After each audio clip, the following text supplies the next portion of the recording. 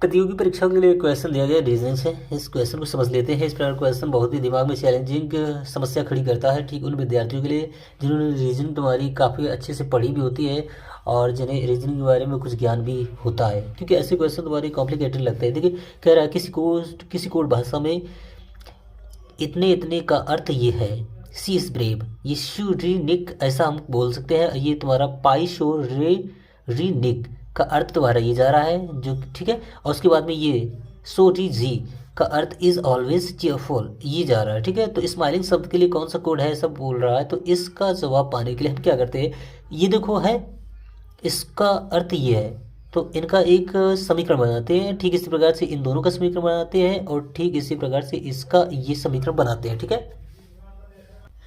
तो बहुत ही कम से कम समय में मैंने ये तुम्हारी इक्वेशन बना ली है, ठीक है। इसका अर्थ ये था, इसका अर्थ ये था, इसका अर्थ ये है। तो स्माइलिंग इसका हमें पूछ रहा है कि इसके लिए कौन सा कोड दिया गया है तुम्हारा, ठीक है।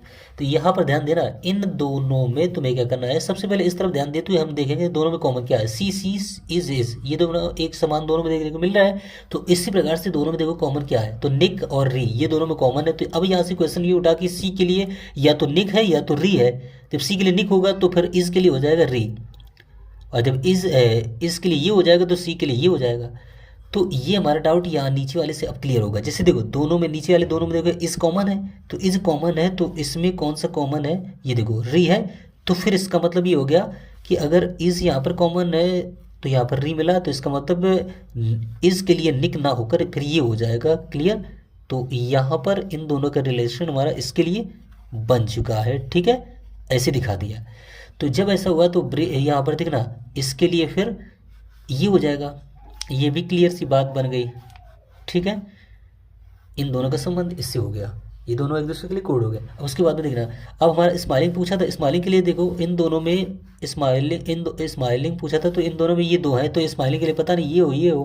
तो इसके लिए दोनों में देखो यहाँ नीचे वाले में ये दोनों तुम्हारे कॉमन देखने को मिल रहा है। तो ये जब दोनों कॉमन देखने को मिल रहा है तो हमें यही इन दोनों में कॉमन देखना है। तो ये दोनों कॉमन मिल गए, तो इसका मतलब ये ऑलवेज के लिए शोर हो गया। तो स्माइलिंग के लिए तुम्हारा ये पाई बन गया, आंसर आपका हो चुका है, ठीक है। इसी प्रकार के लेक्चर को देखने के लिए हमारे चैनल को सब्सक्राइब कीजिए और जुड़े रहिए। मिलते हैं अगले लेक्चर में और विकल्प भी आपका दिखाते हैं। देखिए ये आपका विकल्प दिया गया पाई, क्वेश्चन नंबर 34 आपका चल रहा था, ऐसे सीजीएल 2014 में पूछा गया था। चलिए मिलते हैं अगले लेक्चर में, तब तक आप लोग एंजॉय कीजिए वीडियो देखने के लिए। बहुत बहुत